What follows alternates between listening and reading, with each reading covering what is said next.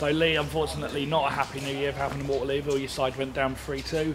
How did you see the first half performance starting off? Apart from the two goals, I thought we were a better side. You know, we had 14 shots on target in the first half. You know, a lot of goal-mouth scrambles from their behalf, and on another day could have gone in winning the game. But a couple of bad goals from our behalf, I felt. You know, one long throw into the box we didn't deal with. We worked on it, and that's the most disappointing thing. We switched off from it, and it cost us, and that set the tone for the game, really. We've talked before, especially at Grimsby, when the crosses were coming in.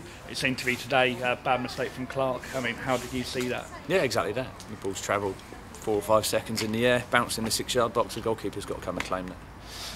He knows that. He's put his hand up and apologised, and we have to move on. But at half-time, I spoke to the players about applying themselves in the right way, and in the second half they had a real go, and that proved to be the case, and scored a couple of late goals, which is unfortunately not enough to get us anything out of the game.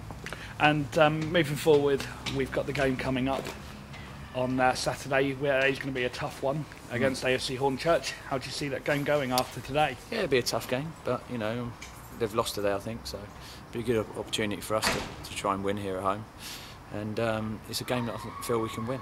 And but if we play for 90 minutes rather than 45 minutes, you know, if we can get that consistency into the players, I feel that we've got good individual players and a good enough team to start climbing the league. But we need to start doing it for 90 minutes. And obviously, unfortunately, there was a bad injury today. Ryan Woodford injured himself. He went off on the stretcher, as you'll see on the highlights. And what happened with Rhino, and moving forward, do you see a replacement coming in?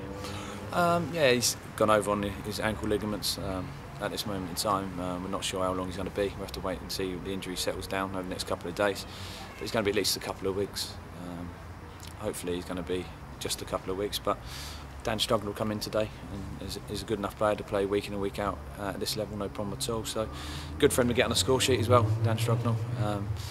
So we'll have to look at that, and obviously we've got on loan at Gosport as well. So we need to maybe possibly bring him back, Piercy. So we'll have to look at that in the next couple of days. And Ryan Mase has left the club. What are your thoughts on Mase leaving the club, and why did he leave?